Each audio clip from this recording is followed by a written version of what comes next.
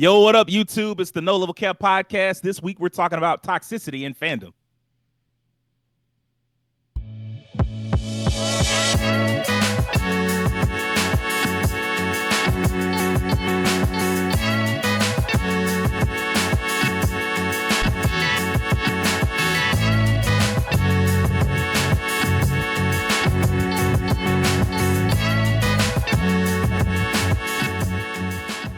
Yo, what's popping, YouTube? We back. It's No Level Cap again.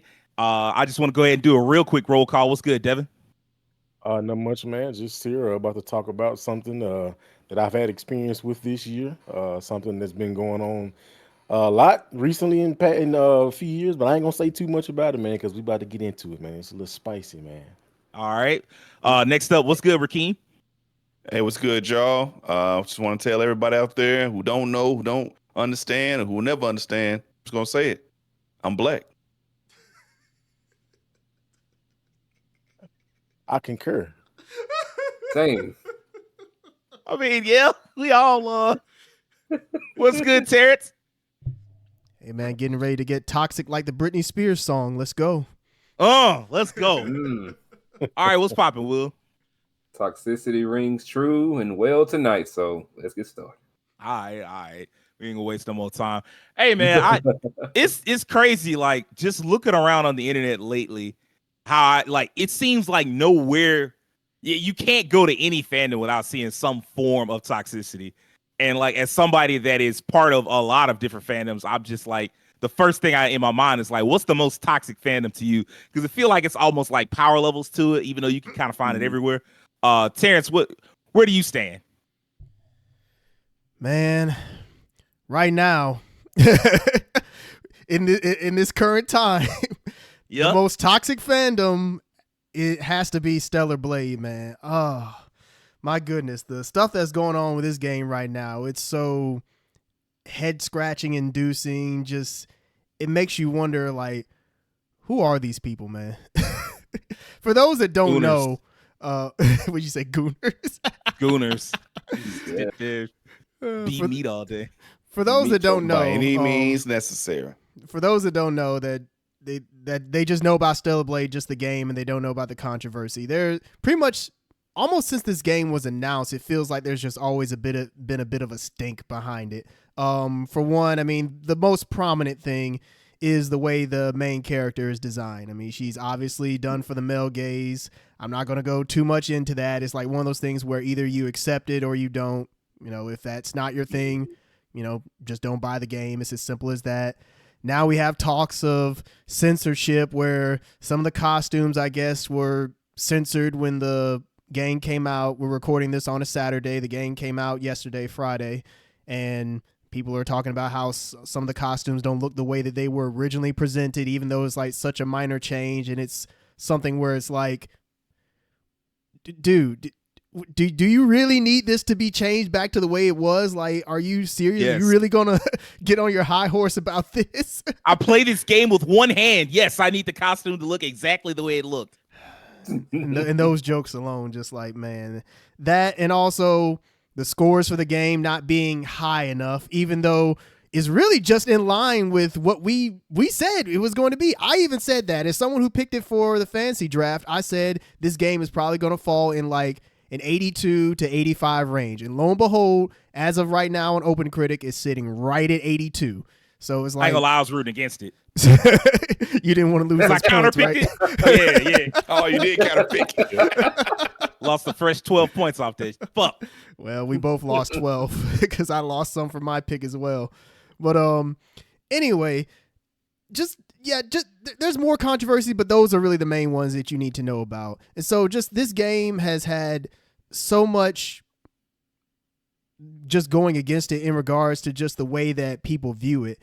And I think the people who call themselves, who are like the diehard like fans of this game, are the ones that are hopping online, talking all about the censorship, talking about how like, the scores aren't high enough. Gaming journalism is out to get us and everything. I don't think they realize that while like, yes, the way this game is being perceived is like part of that. That is factored into it, but they're not helping that. Like, essentially what they're doing is what we say at the black community is like, hey man, you scaring the hoes. Yeah. That's exactly what they're That's doing. exactly what's going on. Exactly what they're doing. All you're doing is presenting yourself in a manner that doesn't make the game presentable. It makes those that are like just normal people who are like, oh, what's this game about? And they see all this conversation online about censorship and costumes not being tight enough or being small enough, and the character is, not hot enough and everything. It's like all that's doing is scaring away people who would just play this game normally and just enjoy it for what it is. Those people are no longer going to do it. In fact, yesterday, or I think it was Thursday night, I was watching Maximilian Dude, his stream, and he said, like, people were asking him, hey, are you going to stream Stellar Blade? And he said, nah, just based on the way this game is being perceived right now, just all the ick that's around is like, I'm good. And that's really sad to hear. The fact that one of the biggest streamers on the planet, he was turned off of a game just because people were being so weird about it. Had nobody like brought up any of this stink about it, he'd be perfectly fine streaming it. I know he said that he didn't like some of the combat, but he probably still would have given it a try. There's plenty of games that he's at least tried for like the first night, and then if it's not his thing, he just, tosses it to the side. But the fact that that alone was factored in his decision to not playing it, I mean, that's just, just really unfortunate, and just shows like how toxic the fan base for this game has gotten. And the game is only 1 day old. Yeah, crazy. And this is also one of those games where I'm sad about it too, because I like the game. I like the demo. I like the presentation. The game is well optimized, runs smoothly. That's something that you can't say a lot about AAA games now, where it seems like a lot of them come out with some issues. Like this game runs really smoothly. The combat is solid. It could be it could be sped up a little bit, but it is what it is. Music is amazing. And to my knowledge, like this is actually one of the first, there's a journalist, Gene Park, who works for, I think, the Washington Post, I think. Yes, that's correct. Yeah. He did a review on the game. And he pointed out that one of the things that people aren't talking about enough is how this is one of the first female Korean leads that's made by a Korean developer. It's like, that's actually pretty prominent. But yeah, just the fact that there's all this stuff that's surrounding the game that's just so toxic, it makes me wonder if that's actually going to result in the sales being less, which if it is, that's unfortunate. So far, too. it's looking like no, though, because like they sold 1 million copies in 24 hours or whatever, right? That's pretty good. I mean, it could very I well had to be, look up on that. like Apparently that might not have been true. Really? I say apparently that might not have been true. If that is, I don't know, but we'll see what happens in like another day or so. I feel like some people may be capping. Someone may have made that, so ain't no telling. So much misinformation out now. But not going to speak any longer on. Just like, I just think that it's unfortunate that the fan base for that game is already so toxic, and it might be one of those games where folks just stay away from it just based on all the things that they've heard. And I think that's sad, because it does seem like a very solid game, and it sucks that the devs have to kind of like deal with this as a result of just the people who are just deeply in love with it. But it is what it is. It's just weird to me that Stellar Blade fans couldn't just take the win. Like, I understand what they were kind of getting at. Like, if they had shut the fuck up, I'm sure they would have gotten all the think pieces of like, oh, is Eve's costume too skimpy? And should we really be celebrating looks like this in 2024? I'm sure you would have gotten that. And people probably, if the game had been well received, people would have been like, yeah, but they always say that. And then they would have played it anyway and would have moved on. But instead, y'all had to be weird. Like all the super fans, all the fucking gooners out there couldn't let it go. And like, they just wouldn't stop talking. And like, the more they talk, the worse they sound. Till eventually it became like, oh, this is actually worse than all the think pieces that everybody be complaining about. And so like, you've dealt this game an L that it didn't need to take. And now we sitting here and I was like, oh, it sold 1 million copies in 24 hours. And now I'm finding out that might not even be true, apparently. I'm like, man, what the fuck going on around here, man? Like, y'all lying about how well your game did. So like, I don't know what the proof is. Like, I guess we'll find out whether or not that's true later. But like, it's weird to me that that's even a thing at all. Like, nobody else is doing that. Like, Final Fantasy VII fans, rabid as they fucking are, didn't lie about Rebirth. Like, oh yeah, Rebirth hit 5 million sales in the first 2 weeks. Like, they didn't do that. No. Why are y'all lying like that? Like, what's wrong? Like, ask yourself, dig deep. What's good, man? Okay, so while you were talking about it, I had to go look it up because my brain was just saying, let me make sure and see something. I've seen something else that said that they were on track to hit it. They were on track to hit it within the 24 hours instead of them hitting it within the 24 hours. So it's basically saying they were just, it's like they steadily on the up. And we might get it. Like, man, let's get it first. And then tell me later. What the fuck going on? Rakeem, man, what to you, what's the most toxic fandom?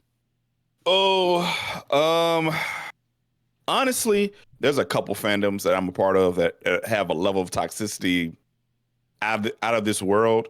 I gotta talk about the wrestling fandom. That's the fandom. I'm gonna need a. I guess I have to come up with a different answer now. Well, you know what?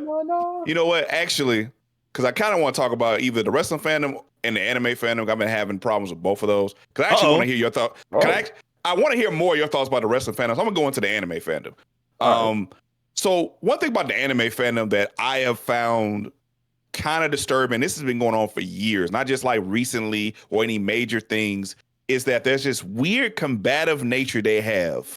Whenever someone posts something about how much they love something, you'll see it sometimes with like One Piece fans. They'll talk about, man, this is the peak. This is the best. Did you see that fight? And in every comment, this bullshit, this trash, really? Your Naruto better. This Naruto better. But can he beat Goku?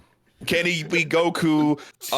It's like this. They can't. Shit, he might be a cartoon character now. They can't help themselves, man. They can't help themselves, like, but bring another anime down. You see a lot more of like My Hero Academia, Demon Slayer, a lot of newer animes. Like the big three are solidified in popularity where they have detractors, but for the most part, people kind of let them do it. Unless you're just tired of hearing about it. For the most part, we kind of let them go. But the newer animes, they're compared to the big three incessantly. It's like they can do no right. They can have a great season, they have a great animation, great action scenes. That's why I'll be like, oh, really? You're watching this mid over here, man? Bleach was way better than this. Carried by its animation. Carried by anime. Bro, I'm so tired of hearing that. Like, am I supposed to have a bad looking show? I'm sorry your show didn't have an animation budget of this show 20 years ago. My bad, dog. But yeah, there's like this weird competitive nature. Like, as popular as anime is now, you would think every anime community at this point will want more people in it to share how much they like their particular series, to share what brought them into that series, how they grew into that series. And you always watch out for those anime image people online. You see people who just have the anime image. It's either gonna be rabid fanaticism or some bullshit about to come out their mouth, and ain't gonna be no in between. Oh, bro. you talking about the anime PFPs, huh? Yes. Yeah. Oh my god. That people will say some stuff. I remember when Solo Leveling was like the big anime last season. I remember watching somebody on my Twitter talk about, oh yeah, I ain't heard much about Solo Leveling because they had that 1 week where they had the recap episode, so there weren't people talking about it. People ain't talked about Solo Leveling. Yeah, they finally realized it was some bullshit. It was trash. I'm glad everybody else caught up to me. And then you have somebody comments, yeah, it was ass. Yeah. And you know what? This bleeds over into pretty much all toxic fandoms. This kind of competitive nature between IPs or animes. That happens in like wrestling. I was talking about it. I know Sage can talk about that ad nauseum. And it bleeds over in gaming as well too. Like when people compare gaming series, you'll see people talk about like single player series, and then they'll compare it to another series and try to put it down. I just hate this kind of like crabs in the barrel mentality that I see in the anime community. It's as if two things can't rise at the same time. They have to rock the boat. There has to only be one king, and there really isn't to me, there isn't a king in anime because there's so much anime. It comes out every season. Even if you like a series to death, eventually through the passage of time, its popularity is going to wane and something else is going to come on top of it. That's just the way time goes. And that's okay. DBZ had its time in the sun. Bleach had its time in the sun. Naruto had its time in the sun. And One Piece decided to have the whole sun and keep going. But you know, I mean, we be honest. Bleach came back. Naruto stuck around for forever with Boruto, and then One Piece was like, "I bet you ain't going nowhere. What you ain't going nowhere." In fact, we're getting a remake while our original show is still going. Exactly. Yeah. Hey man, you know what? That's unquestionably the most popular anime ever. Because I ain't never heard of no shit like that ever in my life. Crazy. Like while it's still running, we gonna remake that bitch. Like what? I ain't gonna lie. I was like, dang. I might actually watch that because they're gonna have no filler and better animation. That's a good sale for me. But yeah, just in general, like anime fandoms are just kind of weird, and like there's the tribalism. They always got to detract from another series and bring it down. You might want to recommend something to somebody or say, hey, what are some good animes to recommend? Or somebody go online and recommend something. Somebody in the comments always shoot it down. This is mid. And like online on Twitter, one of the fascinating things now is that not only is anime popular, but if a new chapter of a popular manga comes out, you hear about that chapter too.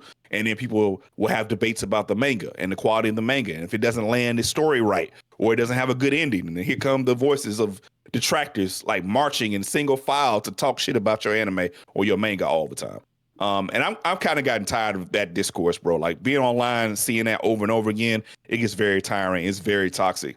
And I just hate I hate when people like in this era where anime is like so popular, it's basically mainstream.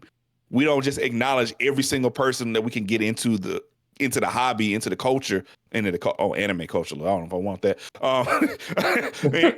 Into the hobby and like bring it into. We always have this kind of defensive mechanism. And then of course we had discourse on previous episode. We talked about how like you have the dudes who reject the new popularity of anime because it wasn't popular 20 years ago with the mainstream people and they got bullied because of it, and they kind of hold that pain and should let go of when they were 9 and they still have it at 39. That's another topic. But just in general, I think anime fandom can be pretty toxic. You can go down a rabbit hole of like negativity on certain things. If the animation of a series doesn't look right, they'll talk shit about the animators and get mad at people. Weird stuff with like death threats with certain companies if certain things don't happen a certain way, and it's just weird, man. I behoove all fans of anything, anime, gaming, music, whatever. If you get to the point where you're so mad at something that you want to kill somebody, it's time to take a step back and reassess what you're doing with your life. You don't need to touch grass. You need to touch a therapist. Don't touch the therapist. Just call them. But I agree. I agree with the sentiment. Sponsored with BetterHelp. Oh, if only. Oh my God. All right, man. You know what? You said something that they really got to me. The competition thing.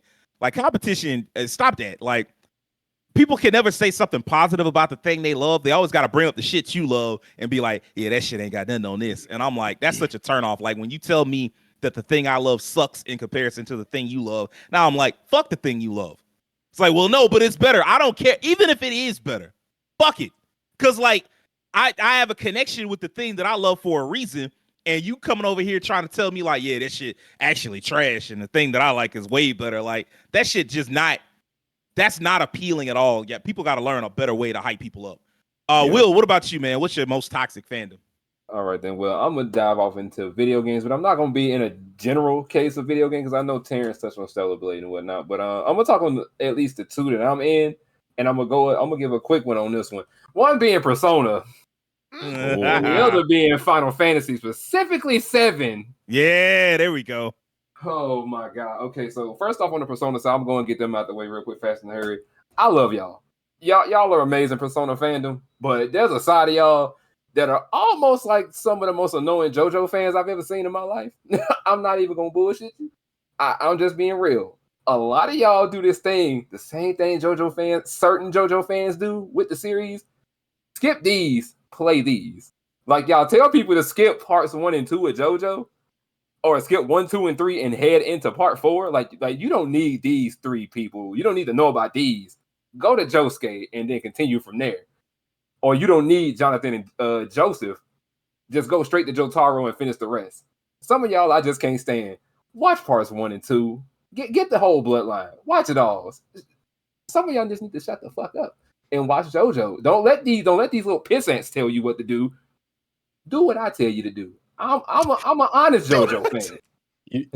I'm an honest JoJo fan. Watch 1 and 2. You say what, Devin? I would tell them, well, you know what's crazy about that? Because when they get to like season 5, they're gonna see Polnareff come up in. Like, who is he? Where he come from? Whoop, you didn't watch exactly. They're gonna get to that and be like, who is this guy? Why is he in a wheelchair? Don't worry about it. You missed Stardust Crusaders. Go back and watch that. It's great. But anyways, watch 1, 2, and then continue. You'll be great. And you want to read? It's there. This shit's amazing. Shout out to Araki Sensei. Now, that Final Fantasy VII fandom. I swear some of y'all got to be some of the mustiest people in the world to keep worrying about these fictional characters' relationships. Why in the blue hell are y'all so hung up on Cloud and Tifa getting together, or Cloud and Aerith? And then there's Zack and Aerith. Oh my God. I have never seen so many people get so hung up on it. I know there's all the hentai art, the fan art, the fanfics, the videos, the Rule 34s. We know Tifa's the prime minister of Italy. I get all that. But holy hell, can some of y'all sit down, stop, breathe, and quit getting on people online? I've seen too many people have these shipping wars. I've seen too many people get mad at other content creators that love 7. And y'all get mad because they like the thought of a certain couple within the game. Like, they're not pushing it like, yeah, this is my ship. My ship, the best ship. They're just like, I like their dynamic. What's up? Real quick, have you seen the discourse about people disliking Tifa, like child Tifa, for like her decision back then to not like play with Cloud? Like, I saw a legit tweet thread about this where people were like mad at Tifa because of that. And supposedly like that was a mistranslation back in the day anyway. It's like the new translation shows her just like she didn't know that Cloud wanted to play with everybody. He just kind of always seemed standoffish. By himself, yeah. Yeah. Okay. I know what you're talking about, and I passed a part of that in Rebirth where it kind of got revisited. I know what you're talking about. Yeah. I don't get it. People don't seem to understand that back then we had localization issues. Like, a lot of us really couldn't get down with it. You know, Ted Woosley and all of them doing their job on the older games back then. Yeah. They did good to an extent. That's how we got shit like This Guy Are Sick and Spoony Bard and like a translation Spoony of one Bard of the PS1 is legendary. and how we got like one of the like monsters in like a Final Fantasy game, and 2 of them to be exact, where there's a Phoenix and Mystic Quest. It was supposed to be named Phoenix. They named it Hot Wings in America. And and they named Wyvern, they named it Wyburn. And I'm just like, what? They was in there cooking. Yo, Cooking in the kitchen. Yes. Hey, I'm gonna go back and play old serious. Final Fantasy named Phoenix Hot Wings. Yeah. I'm gonna rename Yeah, him. it's in Final Fantasy Mystic Quest. It's called Yeah, Hot that's- Oh Wings. my! That's his name from now on. Hot Wings. I summoned But, him today. Oh, how? But yeah, man, the Final Fantasy VII fandom, man, it's like I said, it's a side of it, and I'll make this little point too. Every fandom has that one side that's just like the children that's outside enjoying their time, enjoying their toys, playing, getting along, and then there's that side that's just like they always bickering and fighting at each other, and then they always bring in the other side into it for some odd reason because they like this thing normally. Yeah. I've seen so many content creators have issues with the fandom because they just like, I gotta block all y'all so I can actually enjoy this. It's ruined my enjoyment of the thing. So I can't enjoy this when I hear y'all in the background. Cloud Tifa's the best couple. Cloud Tifa. Fuck Aerith. Aerith's always gonna die every time. You played the game. You know what happens. Like, can y'all just get along for once, bro? It's so mean. Yeah, people are. She gonna die mean. anyway. Why y'all care? Like, Oh, so, like they saying, Yeah, down that's goes how it is. Aerith, down goes Aerith. Like, Yeah, there's that stuff, man. I can't stand it. So, like, literally, that's my main problem with the Final Fantasy VII fandom. They cannot get off of this, like, Australian these characters and their canonical relationships or their headcanons, because their headcanons have had them ruined, like, from top to bottom, especially when it comes to, like, the sexuality of some of these characters. I know some of it may be implied in writing. I know some of it may be actually written out in their biographies or whatever, you know. But some of y'all just need to sit the fuck down. Y'all imaginations be running way too fast. You're not 10 anymore. You're 35. Please let these kids and damn, these everybody digital old as characters hell, ain't live. 39, 35. These fans old as a motherfucker. I'm just saying, some of these fans be getting way out of pocket for their age. I'm just like, bro, get off the internet and go catch you a good shard of grass and sniff it and enjoy that. Like, for real, bro. It's like crack. yeah. Yeah, Man, they Sniff can't- it you like can't cracking use- and understand. Get you some They can't- sun. they can't have grass, but they gotta have some Mako. That's the only thing we get them right. Yeah, they can't get none of the planet stuff. She crying already, bro. Yeah. Reunion. Genova. Shipping. Oh God, man! The thing that's getting me about Final Fantasy is that they be attacking the creators, and I'm like, hold the fuck up. They That's making the this worst shit. one. Thank you. That's the part I forgot to mention, but that is the worst. That's the worst side of the fandom. I want all you motherfuckers to go outside, face planting some dirt, stay there. Don't even move for 72 hours. I want you to sniff every earthworm and beetle that crawl out of it. Because why are you attacking the creators? That's a Holy hilarious visual just to go outside. Take a deep breath. Take a deep breath. And I want to see you get up and your face print be right there. Don't even talk to nobody on the internet. Disconnect your Twitter. Get rid of it. I'm tired of y'all. Yeah, that's the real thing I need do. you to do. If you attacking the creators, you got to delete your account. It's over with. Delete your account, bro. You need grass cleansing. So I mean, like for me, this can obviously we could get into a lot of different fandoms because ultimately fan is short for fanatic. And fanaticism can get bad anywhere. You know, fandom wars, they heat up out of nowhere too. Like Star Trek fans used to be cool, and then them reboot movies came out. They created a whole nother timeline, and that caused a beef. Star Trek Discovery came out, and that caused a bigger beef. Everybody was super salty about that. I've been watching it. It seems fine, but I wasn't like a huge fan of OG Star Trek. I'm really just now going back to check out OG Star Trek, but it just don't seem like that big of a deal to me. Star Wars fans, the less said about them motherfuckers, the better. It is what it is. Thought the damn console wars was over with. But somehow the PS5 and the Xbox Series come out, shit worse than it ever was, which is crazy because very clearly consoles are on their way out, or at least the concept of like exclusivity for video games among consoles. The only ones about to have that is Nintendo. Like we getting close to that point of like all first party. The only first party that's really gonna be real is Nintendo. Everybody else is just gonna have their games everywhere because they gotta put their games everywhere so that they can make some fucking money. Comic book fans, they mostly chill for the most part. Occasionally you'll get some dweeb that just has to defend the X-Men or Batman or somebody just too damn hard. And I know I'm not super big into K-pop, but I know for a fact it's wars between different fans of different groups. Even if the wars don't make sense, they just be beefing for no reason. But for me, and I already, said it, the most toxic fandom is pro wrestling right now. Like it's a lot of cool fans in any hobby, but pro wrestling fans just weird as fuck. And the shit that's most upsetting to me right now is this thing of I got to get my lick back, right? Like WWE it was bad for years, and when you criticized it, you didn't get no pushback because there wasn't no other side. It was just WWE and a bunch of indie promotions, and so there was no other side. And so when you said this show sucks, instead of like that, just had to be a criticism that they had to suck it up and take.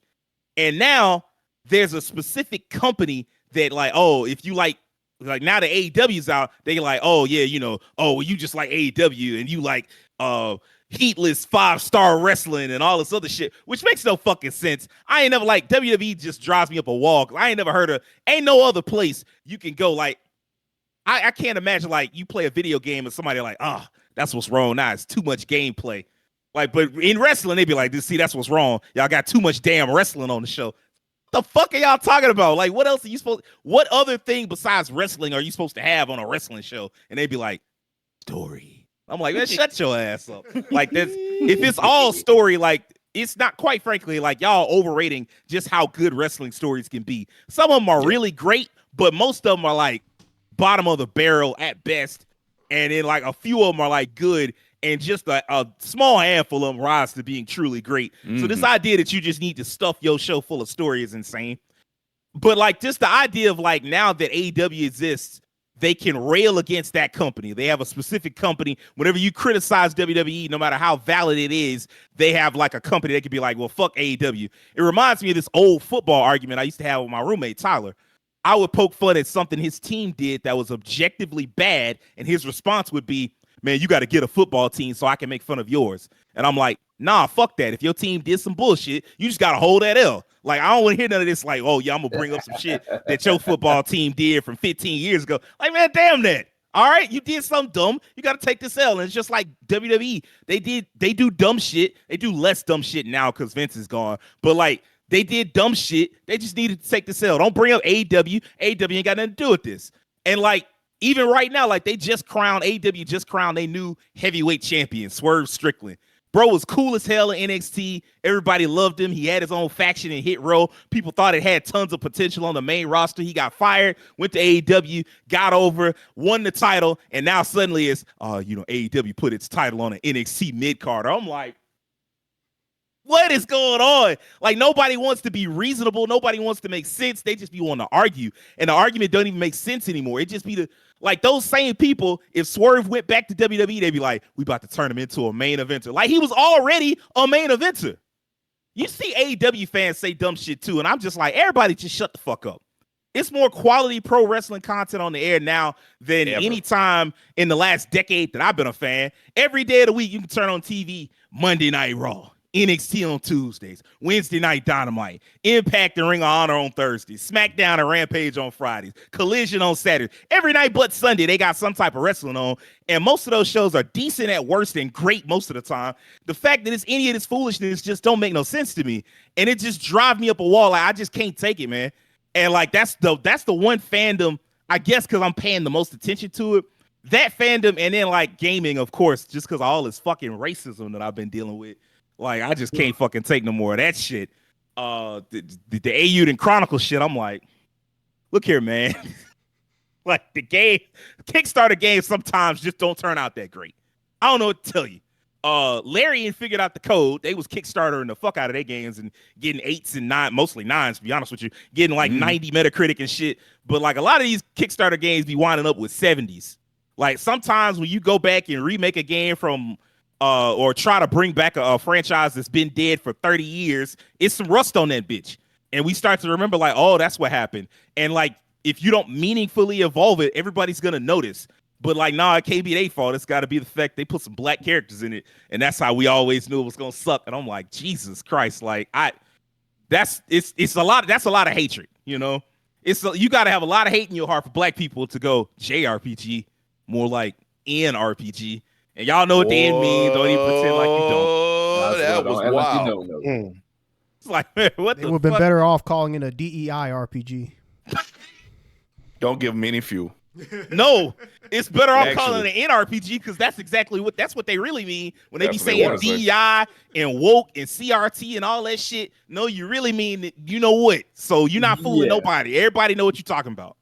But yeah, still I mean, remember- like, what's up, King? I had to point out because I remember I made a tweet about it. I was like, it's crazy, like the conversation that happened with the Ayuden Chronicle thing, specifically like the racial one, the really racist people who like were critical about it. Because there was other criticism by Ayuden Chronicle, especially like the Switch version, which apparently was unoptimized, it being kind of a little maybe too old school in some aspects, maybe not enough innovation. Those were valid criticisms.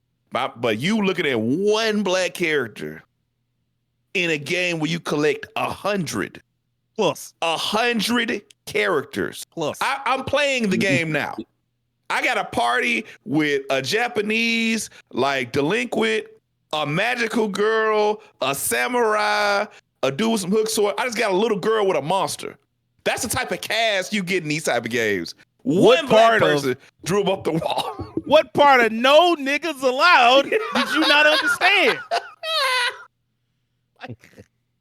Yo, man. It's crazy. I see like some black fans that was like, man, it's not enough black characters in this game.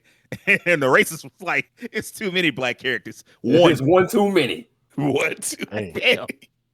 Fuck y'all haters. Representation. Man, it's crazy. Swear, bro. I also, my bad. Go Go. I was like, I also kind of, mirror your argument for the wrestling fan. You know, I'm a big wrestling fan too. And I have noticed the vitriol that's going online.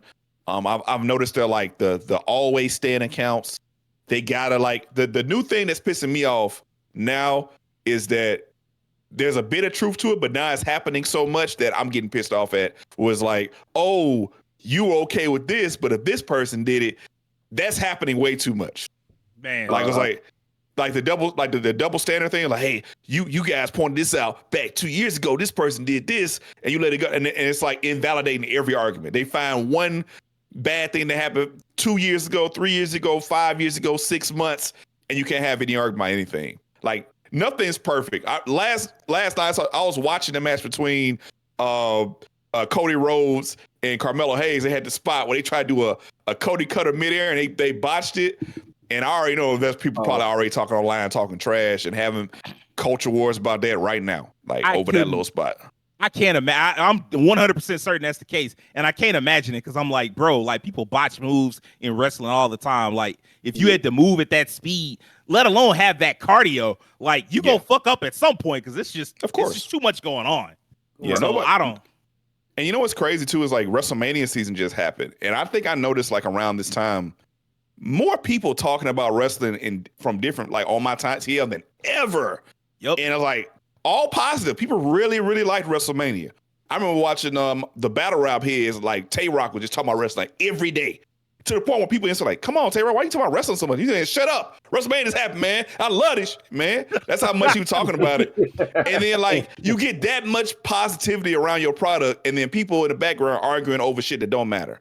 They got put down everybody and talk crap about everybody and show all this negativity. And people come into this some people may not be hardcore wrestling fans, might be interested, and they see this shit. They like, I'm getting the fuck up out of this. You know, we've had this discussion, and I just thought of one more fandom, and I'm gonna pass it to Devin. Man, fuck the Trails fandom, bro. Oh, the only Trails fans I fucked with is me and Keen. The rest of y'all niggas, it's man, the Trails fandom. It's like y'all don't want people in y'all fandom. Like, cause every time somebody like, where do I start? The first thing they say is like, you got to go back to the game from 2005 and play it. Like, fuck no, ain't nobody finna go back and play that old shit.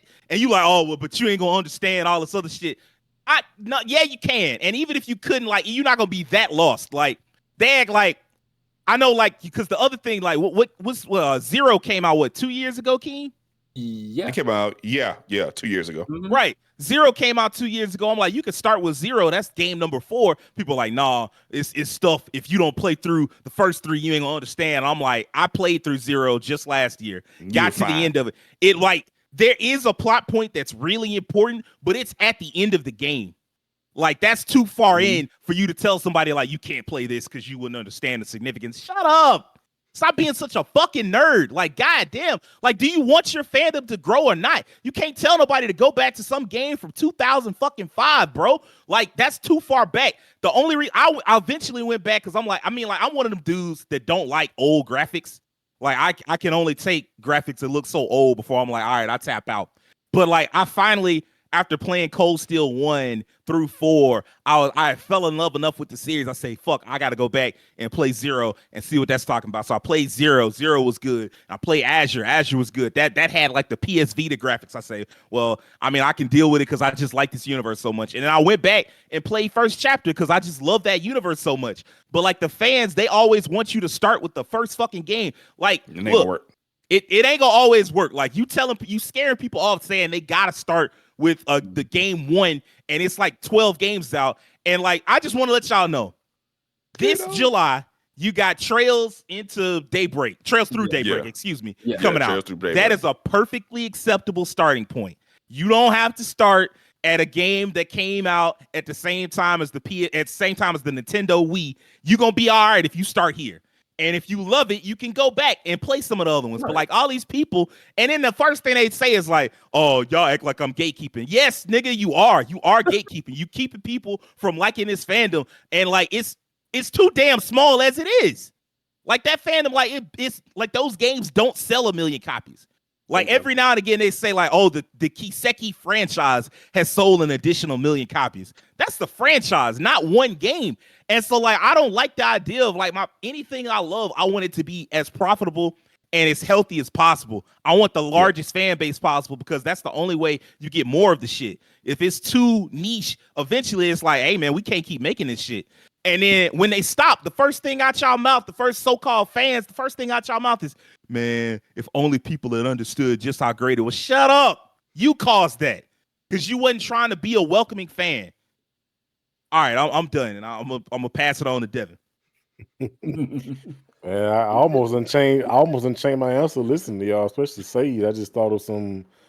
I guess I was just thinking like in the gaming and anime sector, but I'm still gonna talk on my original one I picked. But man, I just sports, music, and well, those are two for me that I've seen some very, people sports. These people are so into the game. Like I never forget this when LeBron left Cleveland. I was like, okay, see, people doing too much, man. Burning jerseys. Jersey, man. But pitchfork, it's just like, bro, he's just a man playing basketball, going to a different team. What does it have to do with your personal life? They ain't let it go since. Is that taking money out of your bank account because he going to another team? I know you want to see your team win, but you still got to get up Monday work and clock in to work. That's don't matter. damn sure. If he stay on the team, it ain't gonna make. Oh, I ain't got to go to work because LeBron stayed on the team. You still got to clock in. You know, people know sport like, man. Unless you work for Cleveland.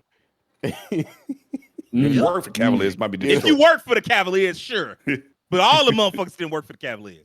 You know, people that be so in the sports, you know, it's fun. I was watching Damn Internet You Scary podcast with Patrick Cloud and Tahir Moore.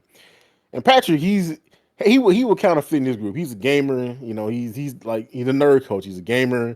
He does a lot of different things like creative stuff. So he's not into sports and all that. He was like, man, people be making fun of people that like anime and like what's so-called nerd culture. But he's like, man, people that's into sports, man, they'll be knowing every stat from 1875 about. Well, Michael Jordan, when he first came to the Bulls, he stepped on the court first with his left foot for every home game.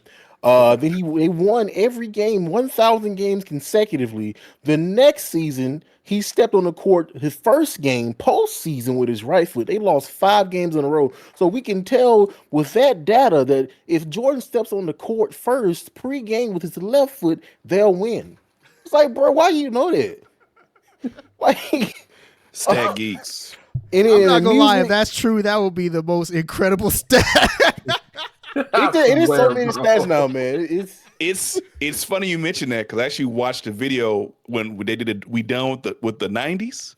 Oh no! And a dude got that specific because remember, dude talked about Jordan didn't have a left. The dude actually looked up the stats for every game, how many times he moved with his left, his entire career. He said, actually, if you look at the numbers through this many games and this many games, and this is extremely nerdy. I think he brought it up. This is extremely nerdy. But it really isn't that big of a disparity. Like this is a misconception. Like about a 50-50 split. So yeah. Oh my God. It was crazy. And music, I mean, boy, music. I mean, I remember hearing a woman say, Beyonce can't die before I die. She can't. I can't take it. I'm like, all right, bro. All right. You're going too far. She don't know your name, ma'am. Whoever that is, Beyonce don't know who you are. It won't care to know. And again, like I said, I'm not gonna talk. I'm just mentioning these because when I heard Sage when he mentions wrestling and sports, I was like, man, it be some folks out here wilding, man. They folks at games throwing. I remember I was watching something about the Alabama. Here in Cam Newton on Club Shay talk about Auburn versus Alabama. He's like, man, that's a volatile game, boy. Like it's like our lives are almost at risk. People throwing beer bottles, they doing all of it. I'm like, it's just a sport, my guy. Man, like you ain't got to be different. You actually unlock something for me. I fucking hate sports fans. I hate sports, but I hate sports fans. Like they fucking delusional, man. Like they'll be online, they'd be like, oh yeah, you know, we 3-0, and people be like, yeah, but those teams are all trash. No, they ain't. There ain't no trash teams in the NFL. What you talking about? It's like it's our year, man. We going to the ship. That's our year, man. That's what the chisel dot me? We the boys, Cowboys. Let's go, man. We the boys. We the boys. Not the Cowboys. Cowboys be so. Well, I just had to mention though, but I'm not gonna take it too much. I'm gonna go into one because I'm in this one more. And Sage mentioned it. Gaming was specifically that Xbox fandom, man. Ooh. And specifically from what just happened a few months ago. When Phil Spencer, they had that little podcast about, we're going to have Xbox games on the consoles. And them people was like, what? Xbox? Oh, man. Oh. Devin got so hyped the mic couldn't even keep up. I was going to say the mic lost. Pull your mic back in, bro. Man. I guess it was on PlayStation. I can't. Oh, man. Oh. I know they ain't mentioned that game, but I just can't have the thought of Gears of War on PlayStation. Master Chief on PlayStation with Kratos. No, man. But in all seriousness, I'm just like, even Sage is like, man, as sometimes people would say that all the game, the console was gone. No, they still here kicking just as always. And it kind of seemed like people, it used to be PC Master. Well, you think because you got your computer over there, you think you're typing derp. I got a 5,000 frames per second.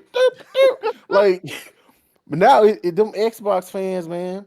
When I heard when somebody that was like some dude went to GameStop and traded his Xbox in because he heard his Xbox games was going to PlayStation. I said, bruh. He was on. He took a picture of the receipt so you know it's real. And put on Twitter. Yeah, how could y'all do this? I'm one of y'all most hardcore devoted fans. How dare you do this to me, man? How dare you put a game like Grounded, which nobody cares about, looks like hot garbage on the Wii, on the Switch. Very well. I mean, it looked like garbage on Switch. I ain't gonna lie. Visually, I mean, that's the Switch though. Yeah, it's the Switch. That system is dead. But it's like, I mean, you would have thought that Halo came to PlayStation. Like, bro, you went and sold a console because somebody else gets to play a game. Wouldn't you actually be, oh, well, you know what? This is a cool game. Somebody else can get to play. Now the fan base can be broadened. Like, is your loyalty to that green X so much that you just don't want nobody else to play the games?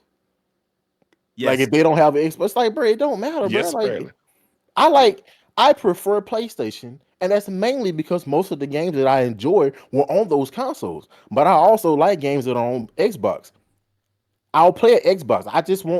I'm not going to get an Xbox. I just don't like Xbox. Microsoft, and they can go kick rocks and jump off a bridge. We don't need that.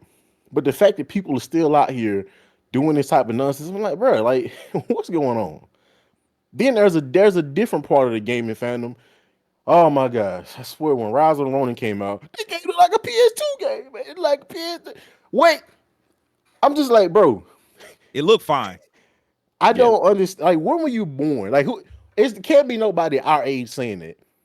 It's You'd like be surprised. It seems like there's just a bunch of uneducated, uninformed people saying these things. Like, Rise of the Ronin does not look. Do you know what a PS2 and PS3 game look like? They forgot. San Andreas is a PS2 game. Yep. And that didn't even look like a PS2 game. Right? Even the best looking PS2 game, Final Fantasy 12, Rise of Ronin looks leagues better than that. Yep. So I'm just so tired of people being like, this game looked like, all right, okay, all right. It's like, it's like people, and another thing is like, there's a sector of people that they only want like, they don't want games with the art style. What's the game that was just like being released that people were like upset with the art style? They had like that Breath of the Wild art style. People like, why it looks cool? Why it gotta have this vibrant, colorful? Was that the single player game that we looked at on our last live show? No, so. We looked at it recently. Eternal Strand or some Strand. That game, yeah. I think that's what you're talking about. I'm like, man, why it gotta have color in it? Like, what you want, a black and white? Just every game black and white? Like, yes. What do you want? Yeah, want a gunmetal gray. I think that's a big part of it. It's yellow. It's like they want everything like simulator. Like, I want it gotta look like 2K and real people. It gotta look like so-called Call of Duty. Can't have no personality, no art style. They gotta be. It's like, bro. I mean, like, I've told this story before. I've known people in my real life that I brought Marvel vs. Capcom 3 over, and they said it looked like a 64 game. I'm like, sir. Like, it's 64. You remember what a 64 game used to look like? No, he forgot. Like, I don't know, man. I just wish people would like kind of just if you're gonna say you're in a gaming sector, just like do a little more research, look at stuff, just like and play things, experience things, like and sometimes like get outside your comfort zone, like kind of spread a little bit, you know, like your broaden your horizons. It's like everybody just want the same thing. I want it to look super realistic, no art style. And if it don't look like this, I'm gonna say it look bad and it look trash and it's garbage. It's like, I don't know, man. I guess for me it kind of bothers me because I'm a creative. I'm an artist guy. That's what I went to school for. So when I see people like just dogging something that's got an art style, it's like, but it's just because it don't look like Call of Duty don't mean it is garbage, you know. But I don't know, man. I just that chase for realism. That chase for realism is killing us too. Because like We keep trying to make games look more and more realistic, but that requires more computing power and it requires longer dev times, and so and more budget, and it's fucking killing us. And when people still just like, I don't want it to stop. It's like, all right. And you know it's worse, man. I wanted to stop. God damn it! When they were doing them tech demos, they talking about, man, we got 5 trillion triangles on the screen, the teraflop the triangles, and this one polygon's like, bro, man.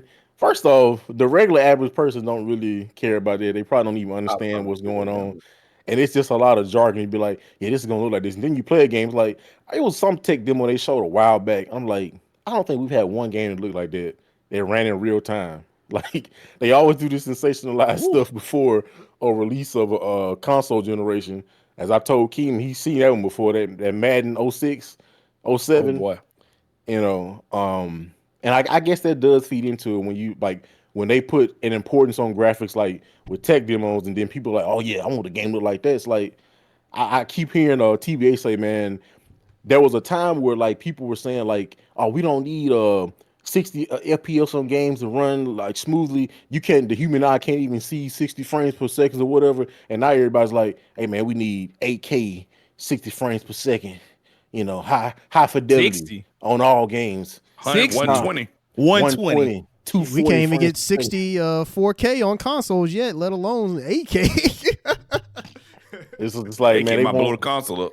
This is what I'm saying. So, and it seems like we get to the point people just wanted to be it got to look like real life though. You got to see the sweat inside the sweat. Inside the sweat. Let me tell you something, Devin. At this point, if they want that, tell them to take their ass outside. There's enough ray tracing outside for them. That might be the answer, man.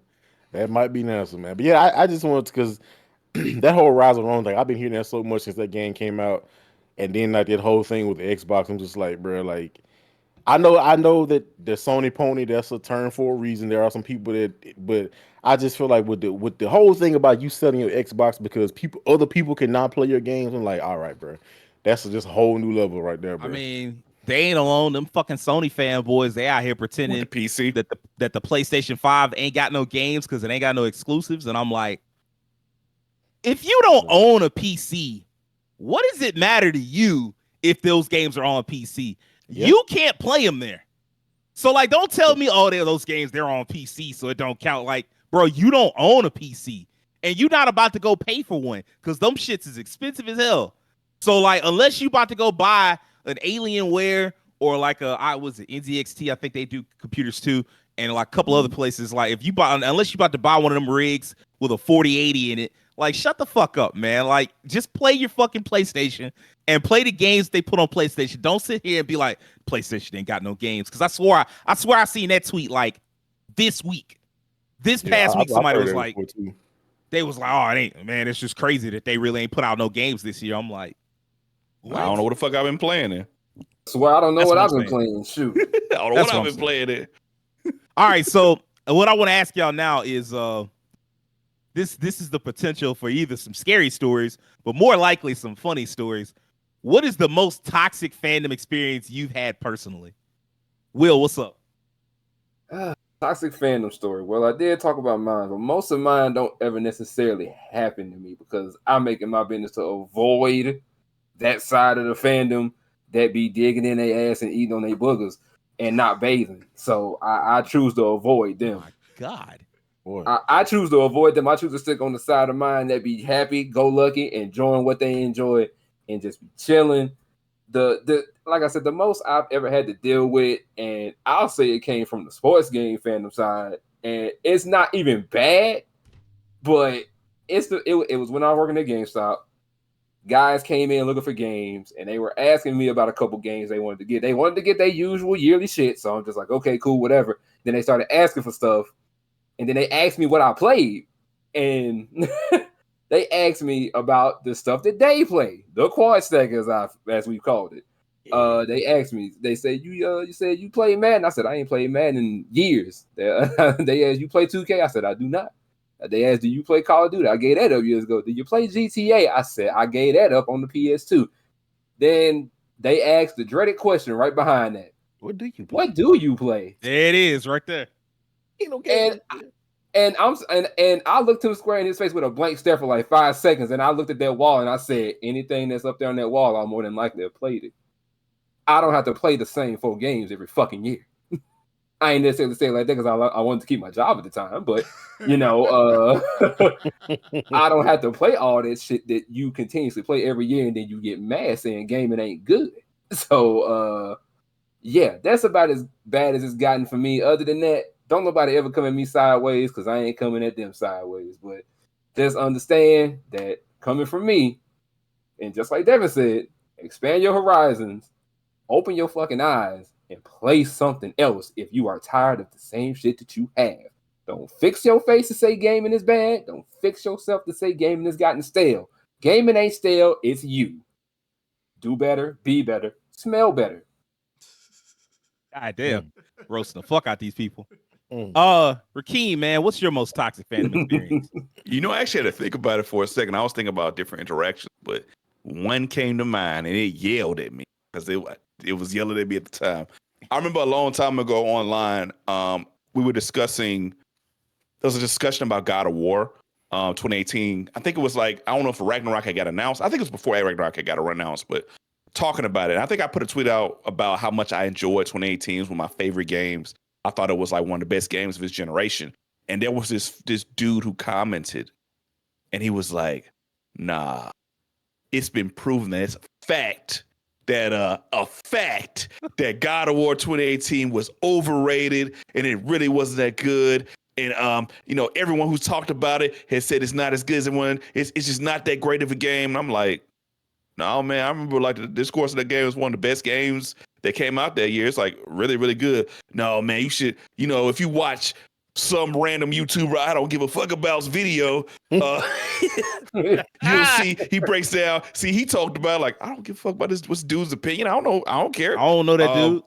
I remember that was my first instance of talking to someone online because I didn't get it that like, oh, these people will never change their opinions about things. No. They just state everything is fact, even if it isn't factual. And then like their opinion is validated by 1 or 2 people on a YouTube video, and they just think they're perfectly all right. And I'll never forget that. Like, I was like, I mean, first of all, I don't even remember what I said in that argument because I was like so frustrated at the time. But second of all, like now you understand, like, bro, I don't care about your opinion. I really liked that game. I really enjoyed it. I enjoyed Ragnarok. I liked the directional change. I thought it was really cool. And a lot of people who made that game were some of the older developers on the original game. I think it was a cool transition. Not a lot of games get to do that. Like get to grow up. Like that was like a growing up, a coming of age for God of War. And not a lot of games or characters get to have that transition to a new era where they get a new fresh coat of paint and still keep their identity too. I thought that was just cool. And then, like, how many characters, when you watch them in gaming, grew up with you? Like when you were a kid, they played in a way that was childish, and the games kind of were like immature. And as you grew up and you matured, the games, the writing, the quality also matured. Everyone doesn't get that. God of War got that. I think that's really phenomenal. So I think it's just a shame there's people who are like still trying to hate on it, even though I thought it was a really quality game. You don't have to like it. I mean, there's definitely some differences in opinion on how good it was, but for me, it was one of my favorite games of that generation. That and Spider-Man that year, man, it carried it for me. Oh, man. Great year. 2018 to me is just one of the greatest years in gaming. I could do a whole other speech about Nintendo fans for them being like, man, that year was actually kind of trash. You know why they said it was trash?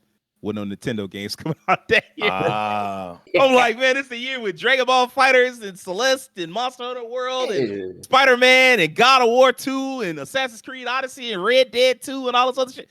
And you had no Switch games. Trash. Like, all right, man. Fuck out of here. Devin, what's up, man? What's your most, I think I know which one you're going to talk about. What's your most toxic fandom experience? Yeah. Let's go. Let's get it. I didn't mention I didn't want to go in depth to about. I was gonna mention fighting games in the last question you asked, because there can definitely some volatile fans of fighting games, and just games in general. But this specific case, I'm talking about fighting games. I was giving my spiel on MK1 a while ago, just giving my experience with the game, giving stuff that my opinions of the game, but also things that were just facts of what was going on with the game, like objective critiques and criticism of the game.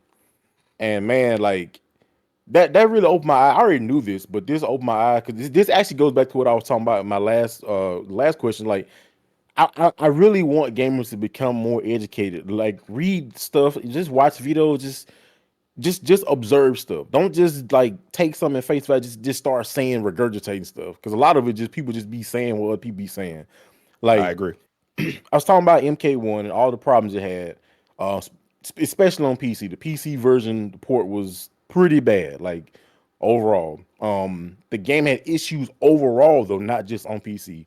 And man, the number of people in the comments just like, you don't know what you're talking about. You're pathetic. You're a fool.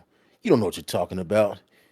You, the game took long to load. I don't believe that. That didn't happen. I'm like, how you gonna tell me what happened with my game? Like, I just like people. One dude was like, I mentioned like the DLC prices for the costume, paying $10 for an announcer voice, like all this nickel and diamond and stuff, and like basically replacing. I forgot to mention in that video. It was actually a few things I forgot to mention that were also issues. Replacing the crypt, which was an interactive like kind of adventure type thing, with a slot machine.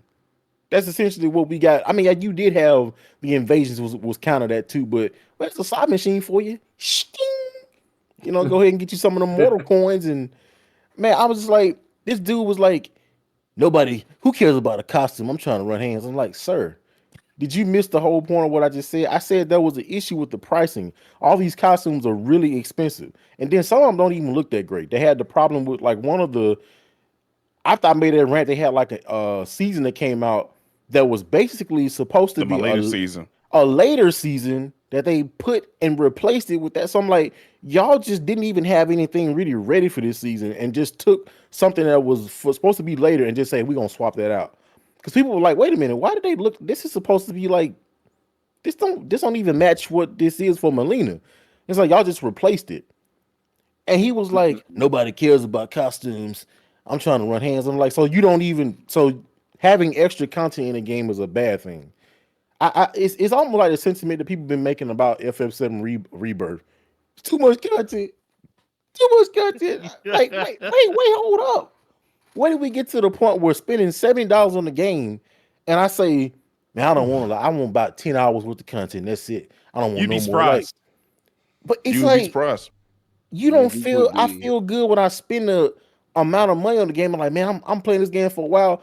I told Rakeem last night, back when GamePro was a thing, they literally had replay value as a criteria for scores. It was like fun factor, visual, sound, replay value.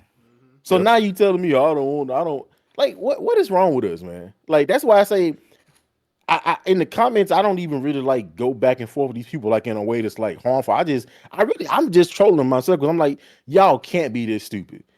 For me to sit here and list out things that are objective, they can be that stupid and stubborn. And I'm just like, the biggest thing to take away from this is like you can be a fan of something, and that thing that you're a fan of at some point can be hot garbage. Whatever you're a fan of is not exempt from some iteration of it being garbage at some point. I love Mortal Kombat, right? Yeah. There's some things about the game that I do think are decent with MK1, and for some reason, I think now it seems like the game might be going on a slight uptick. I don't think it's changed completely, but I have heard people say like there's some things about it. It's a good patch. Yeah, it's kind of going in a good direction, right? But just because you love something, the past iteration is Mortal Kombat peak, Mortal Kombat 3, Ultimate 3, man. This is not the same game. These are two different games.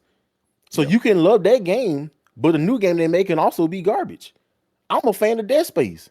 I was so hyped for Callisto Protocol. I'm like, man, I know I'm getting this one. I saw that game come out. I saw footage and them reviews. I said, I won't be buying that. I'm not going. You can't be so like beholden to something that you're just gonna be stupid. I'm gonna pay my money for Callisto Protocol and I'm just gonna play this broken, busted game. No. That's why I say people do your research. Don't just, oh, I love Mortal Kombat. I'm gonna buy Mortal Kombat 1. It's gotta be great because it's Mortal Kombat. Ed Boon, he's the director, he made it. So it's gotta be good. Bro. Go play it, research it, look at multiple reviews. Like that's one of my biggest gripes about the gaming community, man. And it's just like you gotta go look at stuff. Try them. That's why people are saying now, I agree with this too. We need more demos coming back out. Back in the day, you had demos, you could try stuff out. They coming back a little bit. They come back. They are on account of an uptick. They come back. But it's just like for me to list out these things and people you say, oh, these things like, but what's your rebuttal? Because I like Mortal Kombat. These things can't be true because I like the game. It's like, okay. Well, see, Devin, the problem is that you're a shill for the community. For the community. You know, that ran with legendary. And I thought I was wondering when that was coming. I'm like, well, first off, you don't even know what that means because a shield for the community means a person that's like saying high praise for this game, and it's like not really that the case. I was giving objective criticism, so like you don't even know what words mean. If you were a shill for the community specifically, that would mean you were pro community, and thus you were like trying to help the community by making sure that they didn't play any bad fighting games. But I mean, what do I know? I mean, I had a person tell me like, man, you're part of the problem. See, this game is gonna fail. It's gonna be all because of you. I'm like, dang, I didn't know I had that kind of power. Like, no, right? No one man should have all that power. Several months. By the way, several months after launch when you brought that video up.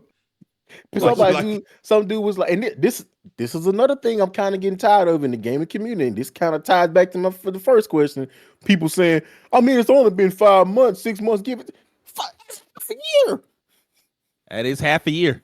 That is half a year. That's another thing. Can we please stop accepting half-baked games when they come out? That's why these companies are like, well, y'all keep buying these half-baked games. We gonna keep making them.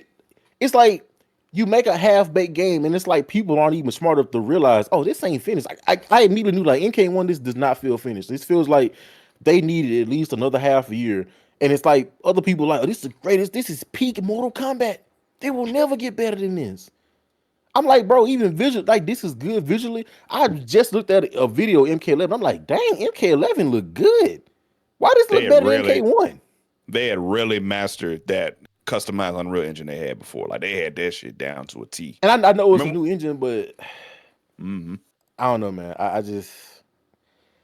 This is why I told y'all this. This is why when companies do these whole nickel and dime practices, I'm fine with it. Because you got a multitude of people like that. As long as y'all keep falling for it. So it's like, what's the point of being like, y'all companies can't do this when you have a multitude of people that are defending this half-baked stuff? It's like, well, what's the point of saying anything? Y'all just gonna buy it anyway. I mean, you know, that dates back to the horse armor. Ooh, horse armor. The first, the genesis of this whole conversation. That shit made all of the money, and then after that, every company was like, "Oh, I guess we can do this." Yeah, exactly. We just go ahead and do it. Same type of person, but ain't nothing to play, man. Ain't no games to play. Because you playing that half-baked fighting game over there. Put that down and play something better. Terrence, what you got for us, man?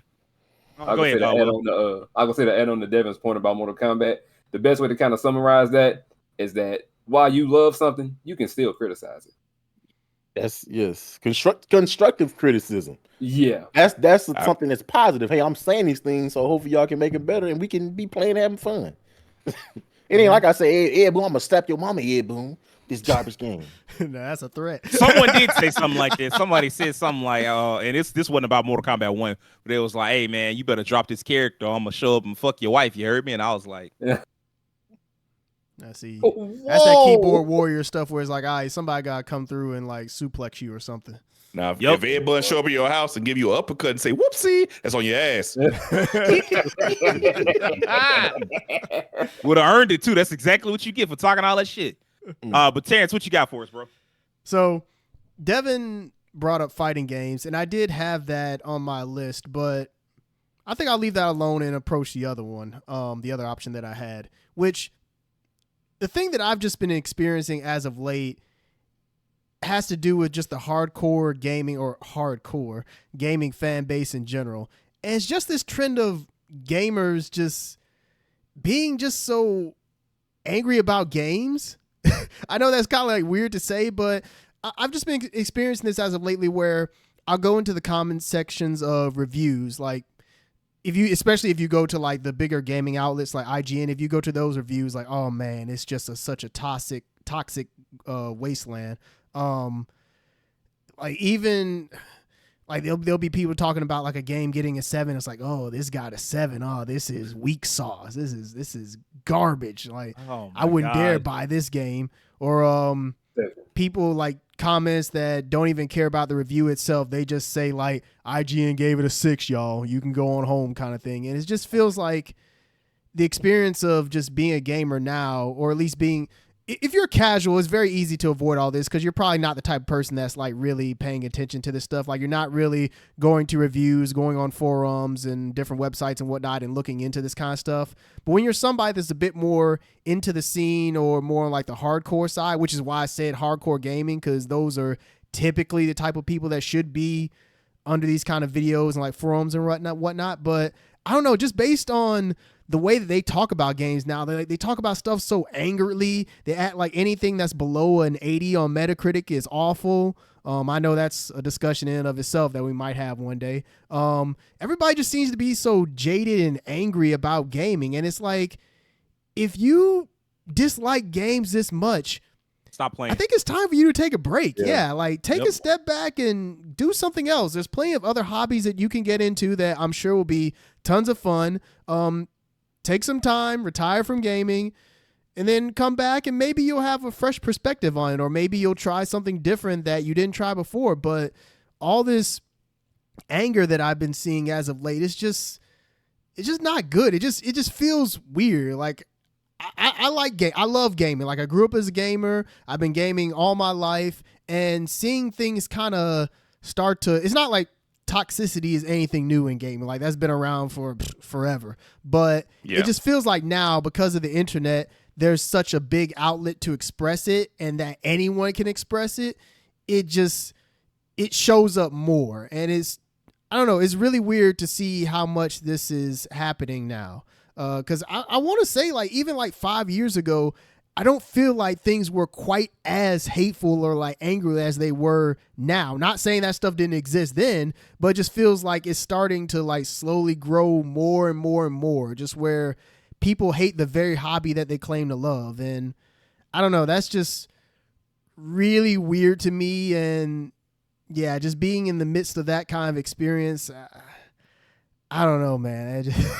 I don't really have words for it. It does feel bad. It's such a weird situation to be in. And it kind of goes back to the Stellar Blade thing, where it's like, I like this game and I like this community, but you all make it very hard for me to profess that. It's like, it's very hard for me to tell people that I like Stellar Blade, because they're going to see all this stuff going on around and be like, you like that? Or even the same thing with gaming. It's like, when I tell people I like gaming and they see like all this stuff going on different views, the way people talk about games and everything, just the bickering. It's like, I don't know if I want to get into that hobby. And it's just frustrating. Extremely. I know exactly what you're talking about. I've seen a lot of it. The worst is when you see somebody bring up like one game positively, and it's just like one, and it's like, this is the only game that's made me feel something in the last 5 years. I'm like, I've heard that. Playing games. It's time for you to quit playing video games, sir. Like, every year I play. Gaming don't hit anymore. Yeah, gaming don't hit no more. And I mean, like, I'm not just talking about the people who only play the quad stack. I'm not talking about them. I'm talking about the people who play a lot of video games, and they just be like, yeah, this is the only game that I've felt anything for in the last 5, 6, 7 decade, however long. And I'm like, give it up. Like, this hobby not for you no more. And I'm not even saying that to be mean. I'm just saying, if you can't find any enjoyment in it, it's time to give it up. Because what's really the problem is that you chasing the feeling that you had when you was a child and you had no bills to pay. That's really the problem. Like, you chasing that feeling of being in college when you used to live in your dorm room and hang out with your friends in the dorm room, and you ain't had no problems, you had no bills, you had no kids, you have no worries, you had no stress. And that's really what you chasing. And gaming cannot fix that for you. There is no game. There are very few games that are ever going to make you feel like you was 17 again, like you was 21 again, like you was 12 again. Like, that shit just not, like, you can't be looking to developers and expecting them to have that for you. Like, that's just it's too much to ask of someone. Can you turn back the clock for me? Motherfucker, do I look like Tom Wizard? No, I can't. I don't know what to tell you. Hey man, you spitting. I felt like bringing out the church organ on that one. That was a good point you made, Taryn, because I see people do reviews and they'll give a game like a score like a 2 or a 3, and they'll say something vague. You don't want to even be like explaining why. It's like if you give a game a 2 or 3, you have to give a reason why. Or it'll be some game. Even if you give it an 8, it's like, oh, it's an 8. Like, so what makes it an 8? You'll say something vague. It's like, are you giving this a legit score? Or are you just trying to come on here just commenting for the sake of commenting and leaving a review? But it's mainly the ones where they like, oh, this game was a 2. It's like, well, what makes it a 2? If a game was a 2, that's got to be a litany of reasons that it's a 2. You just can't be like, it's a 2. You got to be on some big rigs level of bad for it to be a 2. And a lot of sometimes they give these scores to, I think some people gave scores like that to FF7 Rebirth. This is a 2. So I'm like, it's a 0. It's because I use the full scale, and that's what's wrong with y'all. Y'all don't use the full scale. I hate those dudes too. Can't stand the people that you got to use the full scale. Like, no, the bottom half of the scale is reserved for legitimately awful games, not just because you just didn't like that bitch. Yeah, like, what are we doing? Like, if you, unless that's your job, and even then, if it's your job, you shouldn't be out here just saying, "Oh, I ain't like this," and it sucks. Like, that's not necessarily the case. Like, I put it this way, like something like Gollum, which was considered. Did that come out this year or last year? Last year. That was considered one of the worst games of last year. That got like maybe 3s at like that. I think like the lowest score that got were like 3s. If you're getting a 2, like your game is fundamentally broken. Yep. Yeah. Mm-hmm. It's basically unplayable. Yeah. Yep. Exactly. That's exactly what it is. So I could bring up a lot of wrestling stuff because I spent a lot of time on Squared Circle, Reddit, or Twitter. I could bring up a lot of arguments from back in the day when I was a child because I've been terminally online since like 2001. But I don't want to do that because that's not what this show's about. So we don't talk a lot about our jobs because that's not what we do. But I want to talk about my job for just a second. I work at CBR, Comical Resources, and I do list writing content, a.k.a. the shit that makes everybody mad.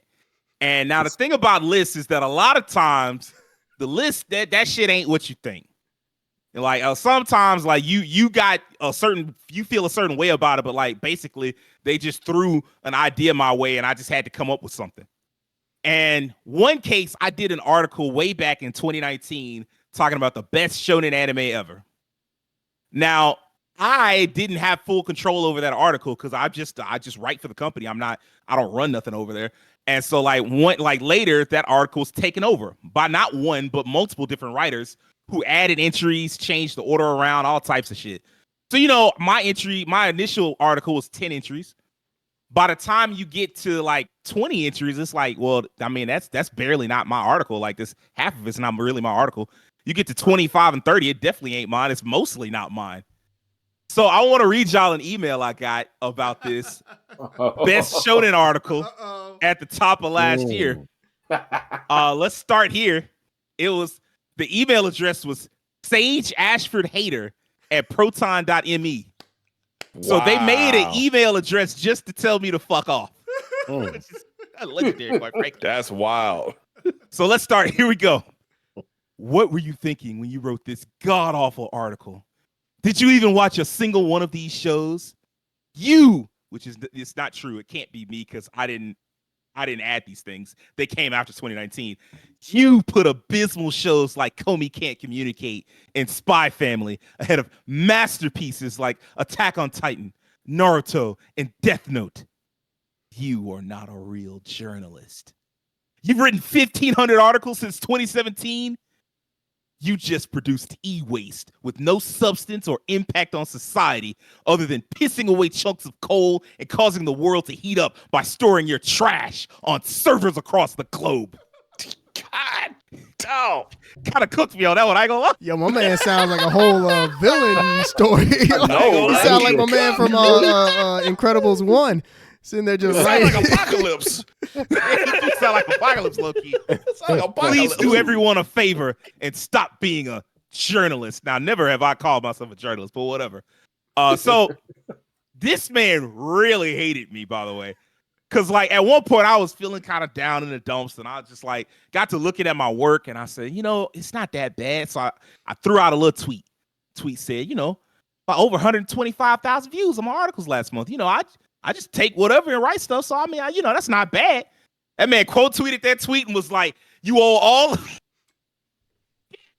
It was funny as fuck. Hold on.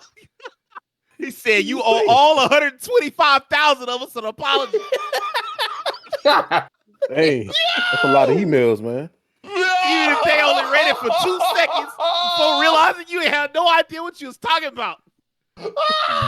Not only did he like track down your email to email you, he also tracked down your Twitter to quote tweet. He was waiting for that tweet to quote tweet it. He was waiting. At that point, it's like, yo, man, you're just stalking this guy.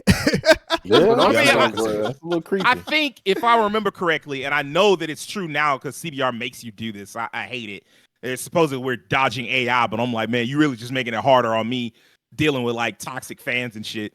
But like, I think I might have had my Twitter account in my profile on the website. Because you know they just make you fill out the profile, so there you go. But he was like, "Have you ever submitted any publications that weren't top 10 clickbait articles?" Yes, but not on CBR. Have you ever considered spending the time to write a quality article instead of posting as many as you can in a single day to hopefully win the algorithm jackpot? Well, that ain't how I get paid, so no. Let it be clear. I don't hate you. I pity you. Be better next time. Damn, man. It's a show to the anime article, bro. I promise. I was like, bro, it's about Dragon Ball Z and One Piece, Naruto. Relax, sir. My goodness. Hey, man, I read that and got the longest. Every time I read it, I laugh. Because, like, even the part where I was like, hey, you know, 125,000 views, you owe all 125,000 of us an apology. Like, shit. Yeah, man. That man said, I got time today. I'm a hater. He did have time. Hate. I think I wrote something back. I forget what it was. It was something like, you know, something to the effect of, I didn't write that shit. I didn't write the parts that you think I wrote. And also, like, when you grow up, you'll realize how dumb this was. And if you're already grown, well, that's really just kind of sad. But I didn't waste a whole lot of time because I wasn't finna write no whole long ass email to that nigga because I was like, this is already sad. This whole conversation is sad enough as it is. So, but yeah, that's my toxic fan experience, which I guess leads me to ask real quick. Do y'all think any of this can be solved? Are there any ways to fix this, Rakeem? Wow. That's you know what? That's actually a heavy question, man. We can figure this out. We can figure everything out. We can figure out world hunger, war, everything. Because this shit is like a deeply rooted issue in multiple fandoms. The ultimate fix for all of this is kind of like the end of idolization and fanaticism to a degree. Like that's the only thing that can make it. Certain people are just like, they can't behold themselves to something. They attach themselves to something so much it becomes their identity. We had a conversation about this before on the podcast. About you become the thing you were a fan of, and it becomes your whole identity. There has to be a as individual as people, a separation where my fandom and my personality, my personal life don't mix that much, where I can find some separation between the two things. Some of that might be some of these people need some help. People might look just a little sad on the inside if you stalking people on the internet over Dragon Ball Z articles and shonen articles. Like that's a little weird. That's a little weird. It's detached, yeah.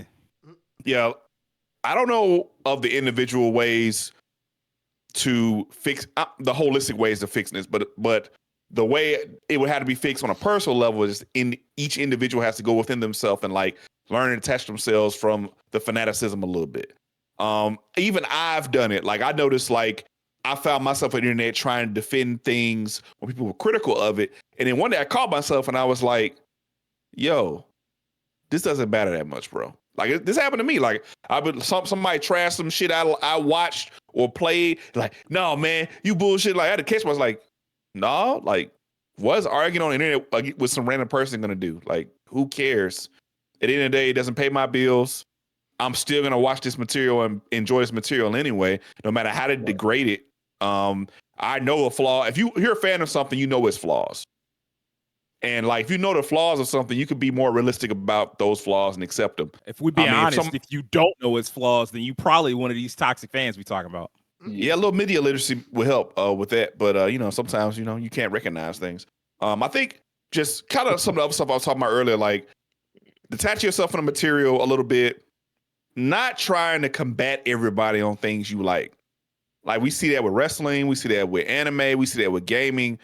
Everything's about going at the other opponents. We as a culture, as human beings in this decade specifically, are too combative about everything we do. Everything is about fucking the other person and like getting the other guy out the way, destroying. Like if everything about you is no Diddy. No Diddy. If everything about you is about destroying someone else, what are you're not creating anything. It's always about going at somebody else. That level of negativity surrounded by those things, it's kind of adding to the issue, like with gaming. Like if you're constantly involved with this negativity, that's not going to help your depression of like you're not enjoying gaming anymore. It's going to exacerbate it.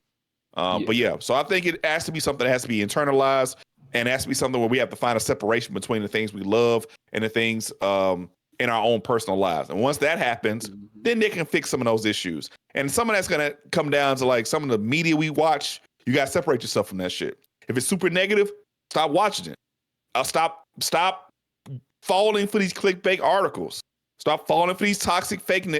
I see people on YouTube all the time. They'll say something like, I remember when MK came out, those dude who said, oh man, because Janet Cage came out as a cameo. MK's put a trans woman in the game. That's like, no, it's an alternate universe version of Johnny Cage. Like, what are you? Yeah. You're literally just lying to people. And then people in the comments, here's the thing, like, they don't catch people who know what's going on. They catch people who aren't paying attention to the shit. Like, oh, really? Oh, I didn't know they were doing it. Okay, and then you get the phobic people and the haters and the racists and stuff like that as well with that shit. But that's a whole nother can of worms. Jesus Christ. But yeah, generally, like, separate yourself from your hobby and your personal life.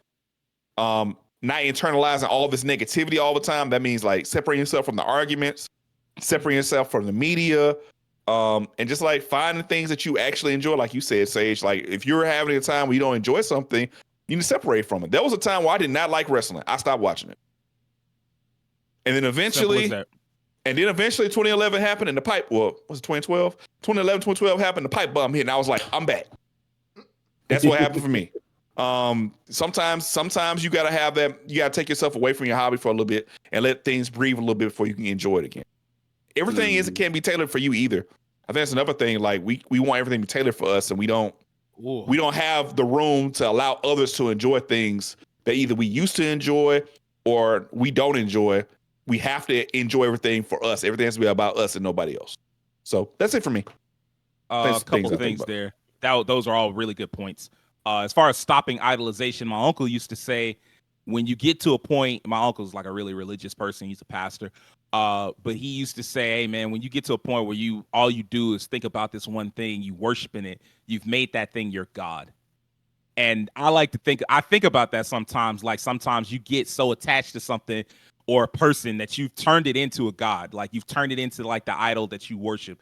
And like that shit can't be healthy. I'm sorry. Because it can't save you and it can't help you when you need help. It's not going to make you less lonely. So like you making that into your personality is not good for you. The other thing that you said at the end about basically like everything's not for you. That's a lesson that all of us could stand to learn. And like that causes a lot. Like we talked about like people complaining about what's woke this and woke that. A lot of people just aren't capable, it seems, of understanding that not everything is for you. And I think about that sometimes myself. I have that problem, like not to the degree where I'm online screeching like a fucking moron about like, oh my God, they made it woke. But like sometimes I'll go back because I don't feel the same connection to comic books that I used to feel. I used to love comic books. I used to be like such a huge comic book fan. I'd read 25 comic books a week at the minimum. And that was just new stuff. It would be like old stuff that I'd also read too. But like now I just don't have that same kind of love for it. But what wound up happening, like I look at it now, and I've started reading old comics, and I go, man, the '90s comics, like some of the '90s DC, because Marvel was ass, but like '90s DC comics were great, and I wish we could go back to that time period. But then I say, hold on a minute, not everybody felt welcome back then. You know, like you could get like them comic book shops. Sometimes, like I had a good experience going into comic book shops. Not everybody had a good experience going into comic book shops. Like sometimes, if you were a black person or a queer person or a woman, and you walked into them comic book shops, you didn't feel welcome. And that's something that we've been trying to change over the last decade, the last decade specifically. Not everybody felt welcome reading comic books because it was always some white dude that was like the lead hero. You know, like it didn't matter. Like it's one thing, I don't necessarily agree with making Superman into like somebody he's not and Batman into somebody he's not. But when you make new heroes, which you should be doing, like how you gonna write like every new hero got to be a white dude, a straight white dude? You can't make a black woman, you can't make somebody trans, you can't make somebody black. Like what's the problem? And that's something that we do now. And then sometimes I'll read some of these books and I'm like, this don't vibe with me. And then I realize this not for me. And that's okay, because everything ain't got to be for you. And like that, you could reduce a lot of toxicity by understanding that everything not made for you. Even like the She-Hulk TV show that came out, people was like, who is this for? And I'm like, I don't know. A lot of women seem to like it. So like, hell, I liked it. I'm not a woman, but like, I liked it. A lot of people liked it, but like, y'all was, I can't believe anybody could like this. Like, well, maybe step outside yourself a little bit. And you might understand why somebody could like it. It's not that hard. You're making it hard on yourself. Terrence, where do you stand, man? How do you feel like is it possible to fix this? Can it be solved? So to get a point across with this, I'm actually going to tell just a little bit of a story. It's going to sound weird at first, but stick with me. There's definitely a point to it, and I'm not going to be long-winded with it. There's this comedian, Josh Johnson, a really cool guy. He was a writer for The Daily Show, and I think he did writing for some other shows as well, but really cool comedian. I saw him we're still in April, so earlier this month I saw him. Really, really cool stand-up. But one thing that's really cool about him is that he's a good storyteller. And one of the stories that he talked about how the internet was in the early 2000s. And I thought that the story that he told related well to this question. And so he was talking about how in the early 2000s with forums, it was just kind of like the Wild West then. People would just be lucky to find like-minded individuals and form a community that way. And so he talked about how there's a group of guys who they're wondering how they could better get like custody of their kids. They were like having issues with trying to be more active in their kids' lives and get custody, specifically fathers. And they had like this little forum that they used to get on, and they'd exchange like tips and everything, or they just help each other out when one person was down, the other person saying like, hey man, don't worry about it too much. Things are looking up, et cetera, et cetera.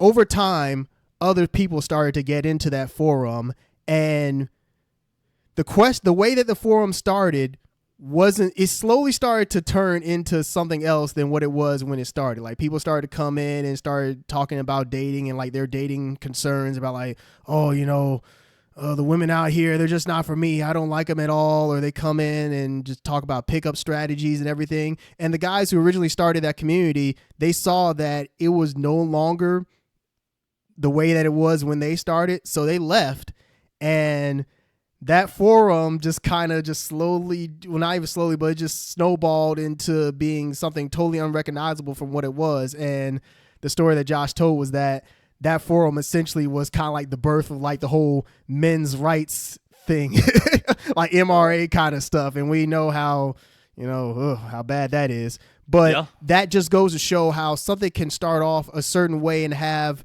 certain good intentions, and then all it takes is just a few distractors to come in and just turn it into something completely different. And that's how a lot of these fan bases are, is that some of them can start off very wholesome, and it's just about people enjoying this thing that they really like.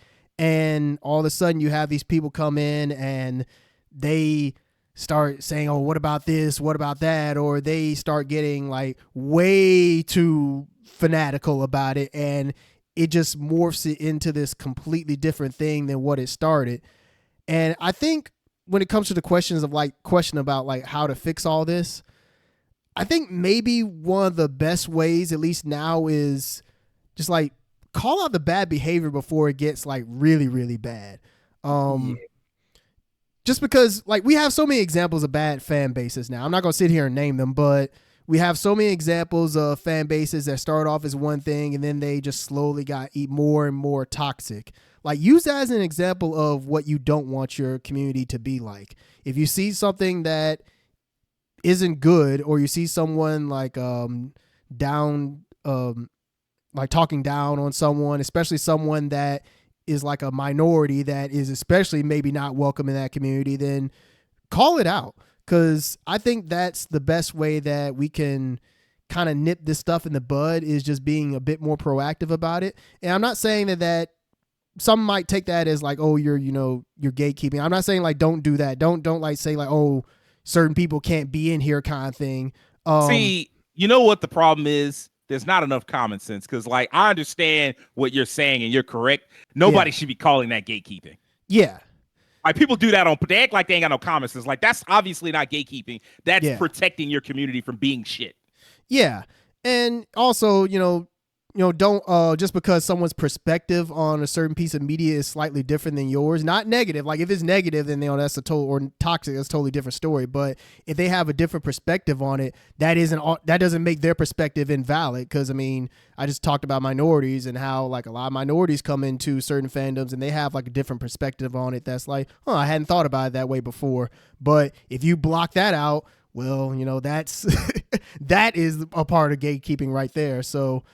Like you all said, if this could be solved, we would be able to solve everything, because this is a huge problem, and I don't think it's something that's like ever really going to go away. But that's maybe just part of my answer, is just try to call out the bad behavior when you can. Just stand up for what you think is right, and just be good to each other. There's no reason for these communities that are ultimately about a love of a certain thing turning into something that's just all about hatred. So yeah. Right. Facts. Devin, what you got for us, man? I say just blow up the internet. I'm with it. I second it. Blow it the fuck up. Blow up the internet. Call Marvin the Martian. Tell him get that P-36 space modulator and just go ahead and take this shit out. Humans, you've abused the internet. Yeah, man, blow up the internet, man, or troll the people that do the nonsense till they troll them off the internet. No, like they just want to troll back, and then you've then given them what they wanted. Well, if you do it the right way, sometimes they like, you know what? Maybe I should shut up. I've encountered people, man, like. You troll in a way that you're not like, one, you're not talking about the same thing that they're talking about. Because I once worked as a custodian, and I had one of my coworkers. He said he was trying to holler at this girl, right? And she said, I got a boyfriend. He said, I got a pet goldfish. He said, what? He said, I thought we was both talking about things that didn't matter. So, that's how you, and I learned from it. I said, that's a good strategy. He's talking about, man, MK1, it's the best game. I said, do you make your cornbread with cornmeal or Jiffy? And it just throws them off so much. They're like, then they think you're actually crazy. And sometimes they just shut up. I've done this before. Those people in those comments, MK1, I literally said, one dude was talking, you just an idiot. You're a fool. You're pathetic. I was like, man, I said, do you make your cornbread with Jiffy or cornmeal? And he didn't say nothing. I said, yeah, I got him. I got him. Now that was one. He was persistent. He kept back. He said, you need to go touch grass to get a girlfriend. I said, I'm trying to make a meal for my girlfriend. That's why I'm asking you, do you make your cornbread with Jiffy or cornmeal? Help me out. So that's why I say I've learned you gotta learn to troll a certain way to just shift the conversation to something that ain't, and they just be like, all right, he might be crazy. You need to shut up. Or blow the internet up, because I say that jokingly, but not because it's just like a lot of people just want to get on the internet and say something just for the sake of being heard. Just like sometimes people talk, they just want to talk for the sake of the gums bumping. It's like they're not saying anything like profound, constructive, anything they can have like that you can dissect and have an actual back and forth with. this is the way what I'm saying is the only thing that's right. And what you said, um, but I don't know, man. It's gonna be hard because it's just this is one of them things where it's just like Rakeem said, the idolization. It's never gonna stop. It's never gonna stop. People are they're gonna dive into something they love so much. See, I'm the type of person. I'm not into sports games like that. I'll play them. I'm not like opposed to them, but I don't. I'd rather play RPG than play sports games. But I will play a sports game. Now, if you talking about NBA Street, that's a different story. The freak was that? Sound like Optimus Prime landed outside. I don't know what that was. I might need to check see outside. But yeah, That's right. Motorcycle. Yeah. I like certain games. I love Final Fantasy VII. I've never posted about Final Fantasy VII on Twitter ever. I've never been like Final Fantasy VII, greatest game ever. Nothing compares. I've never done it because I love the game. I know that for myself. I don't have to post it. But some people, like I said, they want to be seen. They want to be heard. So they got to post, this is the greatest thing ever. Grand Theft Auto will always be the best game ever. The quad stack is on top. We winning out here. The city squad stack is up. We out here winning. Like, if you like it, just like it. You don't have to say like there might be a certain time like you might have, man, this game was really great. I enjoyed it. Just like in a passing, like, hey, this game was dope. If you want to try to play it, but not like I don't have to go and post something about this is the greatest game ever. If you don't play it, you're stupid. Your mama ain't got no money. Like, just you don't have to do none of that. Good God. Just play That's what you rough, like, bro. man. But like Rakeem said, I think that this is something that's gonna take a while if it can even be fixed because the idolization thing, people attaching to stuff like that, I just don't know if that'll ever fade away. I mean, we see it too much with celebrities. That's people getting involved in people's lives that have nothing to do with them. If they don't need like it is one thing to be like, oh, we saw some drama, we saw a situation unfold, or the Drake beef, or the Drake disses and stuff like that's one thing. But when you get so caught up in like the everyday thing, like there's this one girl I knew, she'd be on Instagram and she'd be posting about Odell Beckham all the time, as if you knew him. My husband is my husband. I say, you don't even know this man.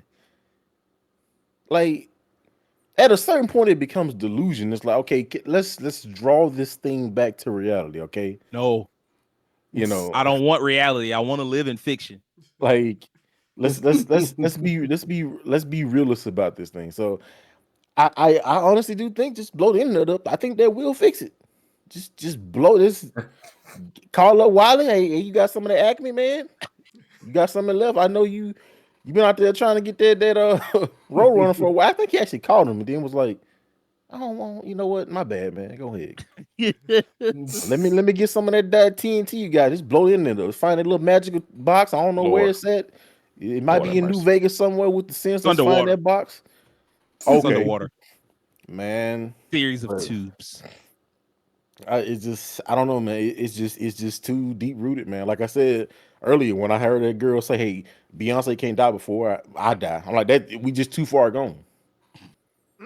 Like I there's not one person on this earth that I really care to meet in terms of celebrities. Like there's people that I would like to have conversations with, but when it comes to like, if I saw Drake tomorrow, I'm like, oh, this Drake. I really don't care.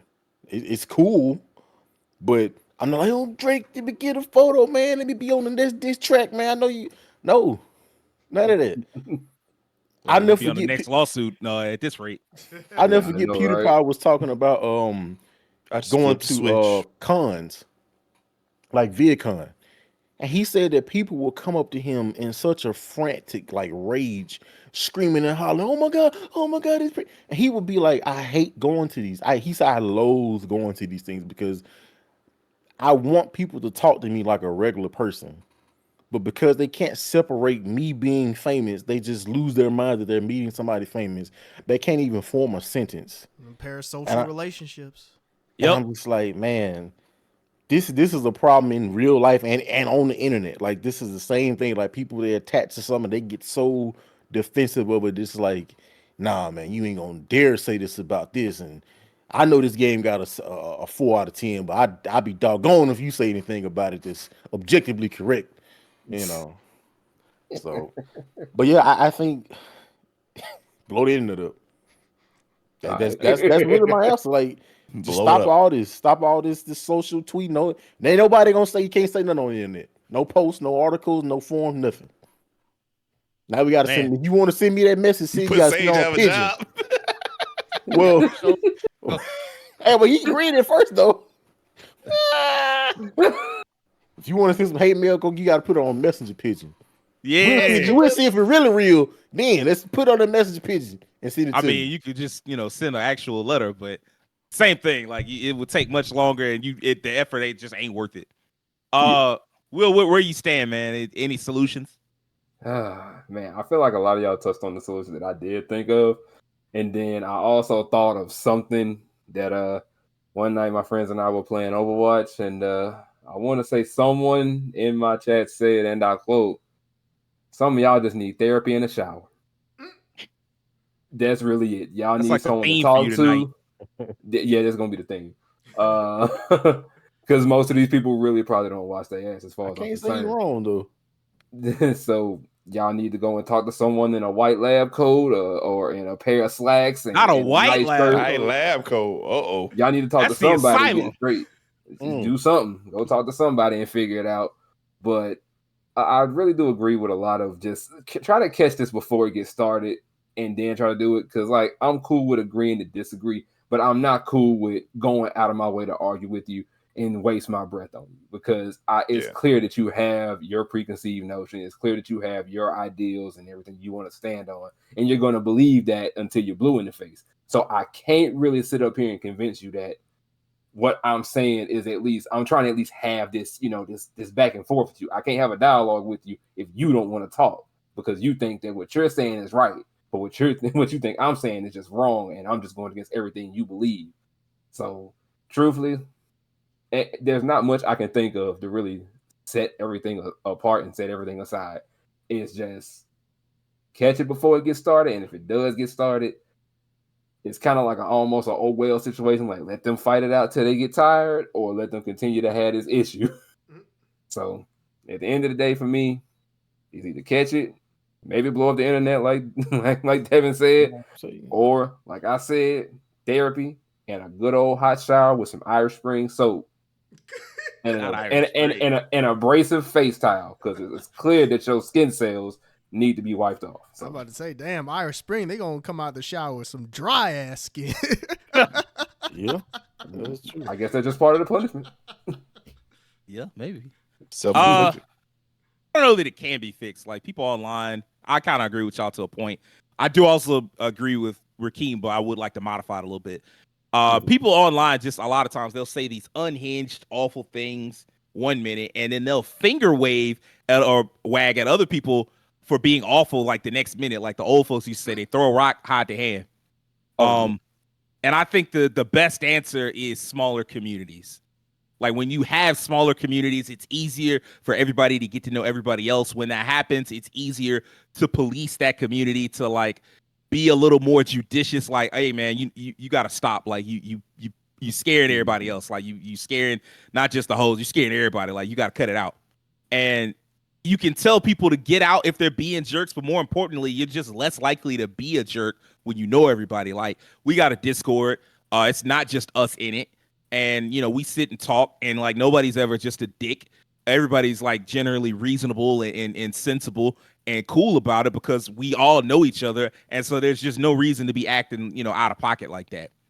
And I've been online for 20 plus years, and I think about every positive experience I've had online with people has come from smaller communities, less than 1,000 people. It's like, I guess I'm kind of making that argument. What's the dude's name? I think Dunbar's number. There's like a certain number of people that you can realistically have like a stable relationship with.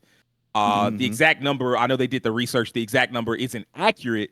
It was like 150, but that's not really what the number is, because like they replicated the experiment. They couldn't quite get the number, so like the number doesn't really matter. But just a small number of people in a community, that's really the goal. Because like, it would be nice for people to be more compassionate and caring to one another, but what's nice and what's realistic aren't always what's going to happen.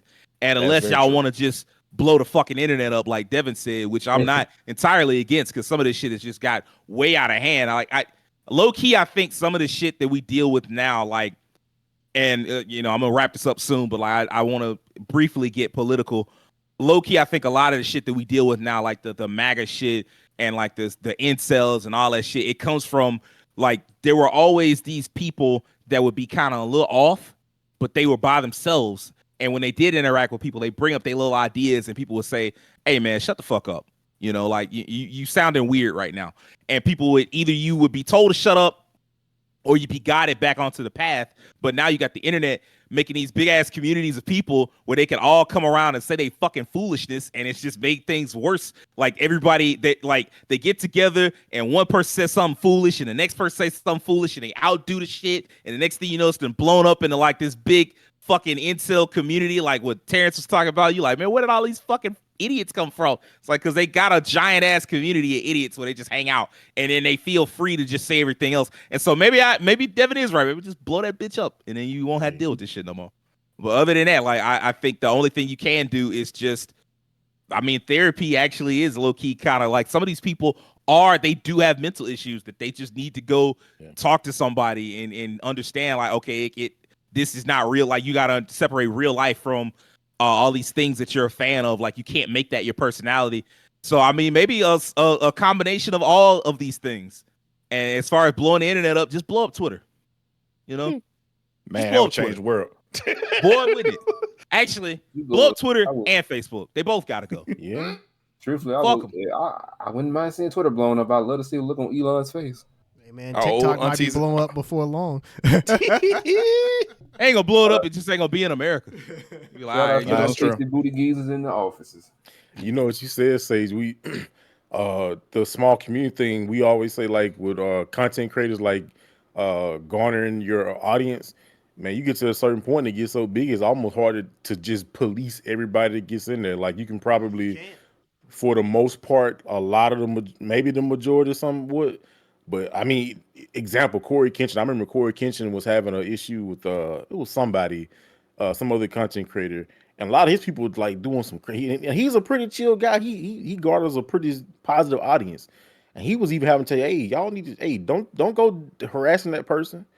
So it's like even if that's who you are, it's like Say said, it's best to have these things when they're smaller. Once it gets so big, and you find people that's gonna rally with you, it's hard to just police that stuff. The only thing I can say in response to that is that to a point, your personality dictates what the community is going to be like. Mm-hmm. So like if you're a really positive person like Max, for the most part, Max's community is fairly chill. Mm-hmm. If you're really aggro and you do a lot of, negative type shit, and there are some content creators that I really enjoy. I'm not going to say their names because I don't want to seem like I got no anna with nobody, but y'all know what I'm talking about. There's some creators that they have like a certain level of negativity to them, and then like their community also is a little negative. No, like there's also a little negative. It's hard to dodge that because they take on like that's the parasocial aspect of it. They're kind of bonding with you based on like this particular aspect of your personality, and they pick up on it. So, and I mean, like, yeah, you're right that sometimes you can't avoid it because, like, but that's like drama. Once you get drama involved, like, oh, I got beef with this other community. Once that happens, it's everything out the window because of course, they want to defend their favorite. But I mean, like, at the end of the day, you got to focus on that thing that we talked about with homegirl that was like, Beyonce can't die before I do. It's like, hey, man, you don't know that person. That's too much. That's too much of a connection. Like you said, you basically made that person your god. Yep. Like it's time to stop. Like Filthy Frank used to say. Time to stop. I can only hope that was said in like jest in an extent, because you know how hyperbolic people are now. I mean, in certain pop communities, probably not. Beyonce was kind of fool. I mean, I know, but I can only hope. Because I mean, like even the way that they be calling random people mother, I'm like, all right, look, get it all out. Get it together. mother of flame. Mother flame. Oh my goodness. All right, I think that's gonna wrap this week up. Y'all know the drill. Hit that subscription button on YouTube. Follow us on Twitter. I mean, I guess you can follow us on TikTok. I don't know how much longer we're gonna have TikTok. America Show's trying to get it the fuck up out of here, but for right now, you go ahead and follow us. I think it's 9 months. They got 9 months. It's an TikTok election said they year, ain't. so you know what this means. They're not. TikTok they're not said they selling ain't the selling company. shit. Yeah, they said fuck y'all, which I was like, good. Because what in any whether it was TikTok in China or an American company in another country, who the fuck finna sell their company because you don't like their policy? They ain't got nothing to do with me. Like, if you don't like it, oh don't well, make we'll any just go sense. somewhere else. So, but I mean, I guess for now, follow us on TikTok. You got 9 more months. Tell all your nerdy ass friends and family about us, and do me a personal favor. Have an excellent week. Peace.